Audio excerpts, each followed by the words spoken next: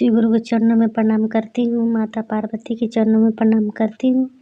मेरा प्रणाम अपने अपने चरणों में स्वीकार करें। चलती हूँ छोटी सी कथा सुनाने। अगर कथा अच्छी लगी तो लाइक करें, सब्सक्राइब करें, कमेंट बॉक्स में हर हर महादेव लिखें। महादेव लिखने से दुख दर्द कम होता है। तो चलती हूँ फिर।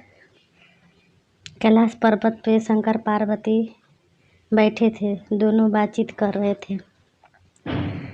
ऐसे बातचीत करते करते पार्वती ने महादेव से पूछने लगी, हे महादेव, धरती पे अमीर गरीब लोग क्यों हैं?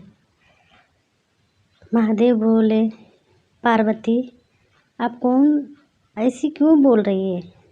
आज क्या आपको मन में आया कि ये बात पूछ रही है? पार्वती बोली, हे महादेव, धरती के लोग को मैं देखती हूँ तो मुझे बहुत माया आता है। कितने पैसे वाले हैं, उसका घर में बंगला कोठी नौकर चाकर है, उसी को ही पैसे धन दौलत और मिलता है, क्यों महादेव? आज जो गरीब हैं, आपका नाम भी ले रहे हैं, भक्ति भी कर रहे हैं, फिर भी वो गरीब है, उसका पास पैसा नहीं टिकता है, धन दौलत नहीं टिकता है, एक रोटी खाने के लिए दर दर के ठोकरे खाते हैं, क्यों महादेव? फिर महादेव बोले, हे देवी, कैसा प्रश्न पूछ ली? तो बोली, महादेव मुझे जानना है। धरती पे मैं देख रही हूँ, एक बूढ़ा बूढ़ी बहुत गरीब है, बहुत गरीब है। उसके घर में कोई दाना नहीं, कोई पानी नहीं, खाने का कोई रोटी नहीं है उसके घर में। वो सोचते रहते हैं, कहाँ से ले आऊँ, कहाँ जाऊँ? कोई नौकरी देने के भी तैयार नहीं है। फिर महादेव बोले, हे देवी, ठीक है, सब ये सब जानना है तो आपको धरती लोक चलना पड़ेगा, चलो। फिर देवी बोली, माता पार्वती, कि हे महादेव, धरती लोक पे कैसे जाएंगे? अगर जाएंगे तो हमें कोई पहचानेगा? तो बोले, महादेव बोले पार्वती से कि चलेंगे धरती पे, अपना रूप बदलना पड़ेगा। फिर माता पार्वती बोली, ठीक है। फिर दोनों एक अपना बूढ़ा बूढ़ी के रूप लिए बोले शंकर माता पार्वती धरती पे चल पड़े। चलते चलते फिर माता पार्वती बोली, हे महादेव, हमें वो जो बूढ़ा बूढ़ी औरत है, हमसे दुख नहीं देखा जाता है, उसको कुछ कीजिए, कीजिए महादेव। आप तो भाग्य के हैं, आप किसी को भी भाग्य बदल सकते हैं महादेव, आपके हाथ में सब कुछ है, इनको भी भाग्य बदल दीजिए। महादेव बोले, ये सब कर्म के अनुसार मिलता है, जो जैसा करता है वैसा ही फल पाता है। पिछले जन्म का उसने कर्म अच्छी नहीं की थी, इसीलिए इस जन्म में इसको मिल रहा है। फिर भी माता पार्वती ने जिद कर ली, बोली, नहीं महादेव, इसके दुख में मुझे देखा नहीं जाता है, उनको भाग्य बदल दो, भाग्य बदल दो। फिर भोले शंकर ने बोले, ठीक है देवी, जब ये चाहती हो तो मैं इसको भाग्य बदल देती हूँ, देख लेना आप भी। फिर महादेव अपना शक्ति से एक सोना के पोटली बनाकर अपना शक्ति से, जहाँ से बूढ़ा बूढ़ी गुजर रहे थे रास्ते से, वहीं पर अपना शक्ति से अपना एक सोना का पोटली गिरा दिए कि रास्ते से जाएंगे तो मिल जाएगा, तो थोड़ा पैसा हो जाएगा, तो वो भी अपना अमीर हो जाएंगे। तो तली उधर से आगे से एक अंधा आ रहा था। तो फिर वो पूछने लगी, जो बूढ़ी थी पूछने लगी बूढ़ा से, वो देखो ना, एक अंधा आ रहा है, हम नेत्र हो के भी इतनी गरीब है, हम लोग सोच रहे हैं कि क्या करें न करें, ये तो बेचारा को नेत्र भी नहीं है, अंधा है, वो बेचारा के जीवन कैसे चलता होगा, वो बेचारा कैसे दर दर के ठोकर खाता होगा। हम लोग को तो सब दिखाई दे रहा है, पूरा सृष्टि, गांव घर जजात खेती हर चीज़ दिखाई देता है, वो बेचारा को नेत्रहीन है, उसको तो कुछ दिखाई नहीं दे रहा है। तो फिर वो बेचारा कितना उधर उधर के ठोकर खाता होगा, उसको तो कोई करता भी नहीं होगा सहयोग। फिर बोलने लगी, तो फिर उसकी बूढ़ी बोली कि क्या करते हैं, हम भी आँख बंद करके देखते हैं कि आँख बंद में अंधा होने से मैंने क्या लगता है, कैसे लगता है, अजीब लगता है, कैसे लगता है। हम भी आँख बंद करके इनके जैसा थोड़ा चलते हैं। बस क्या की, दोनों बूढ़ा बूढ़ी आँख बंद कर ली। उधर से जो अंधा था वो साइड से निकल गया, ये बूढ़ा बूढ़ी अंधा था, ये भी साइड से निकल गई। आगे में पोटली गिरा था, वो पोटली देखी नहीं, वो तो आँख बंद करके चलने लगी उसके जैसा, कि हम भी चलते हैं आँख बंद करके, देखते हैं कैसा लगता है चलने में। तो फिर जाने लगी।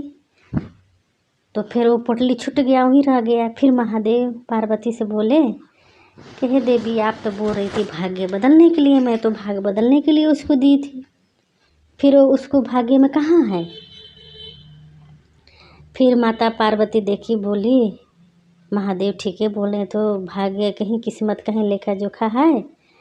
महादेव तो दिए इसको कि थोड़ा इसको खाने पीने के लिए रोटी पानी हो जाएगा, तो इसको नसीब में है नहीं।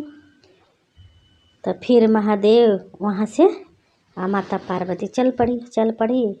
तो बोली कि ये जानना है, आप तो बोल रही थी ना कि जानने के लिए कि धरती पे क्यों लोग गरीब है अमीर है, क्यों जिसका पास है उसका पास और धन आता है, जिसका पास नहीं है उसका पास बिल्कुल नहीं है, हैं। जिसका पास रहता है उसी के पास और धन आप देते हैं, जिसका पास नहीं रहता उसको देवे नहीं करते हैं। तो यही जानना है, तो चलो एक झोपड़ी बनाते हैं, झोपड़ी में रहते हैं। फिर महादेव एक झोपड़ी बनाए, उस झोपड़ी में माता पार्वती शिव जी रहने लगे। जब वहाँ रहने लगे तो माता पार्वती बोली कि खाना खुना के व्यवस्था भी तो करना पड़ेगा ना, जब हम मनुष्य रूप लिए हैं तो खाना की भी तो व्यवस्था करना पड़ेगा। तो फिर वहाँ से माता पार्वती सोची कि अब खाना की व्यवस्था करना पड़ेगा तो चूल्हा की भी व्यवस्था करना पड़ेगा। तो महादेव को भेज दी राशन वासन लाने के लिए। अपने माता पार्वती सोची कहाँ से ले आए ईंट लाएंगे तो भी तो चूल्हा बनेगा।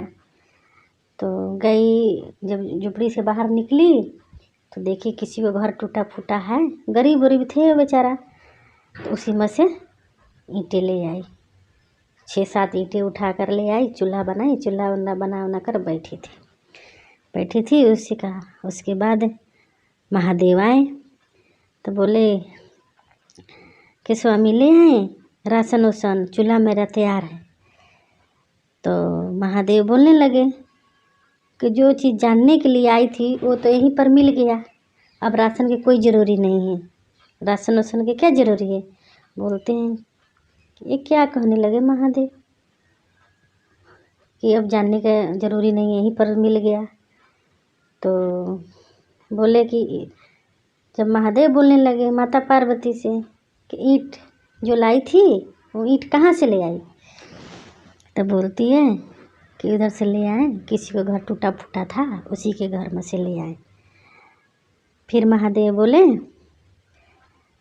वो बेचारा गरीब था, उसके पास टूटा फूटा घर था, उसके पास नहीं है बनाने के लायक, बेचारा घेर घार के रखा है, अपना गुजारा कर रहा है वो बेचारा, उसके पास नहीं है।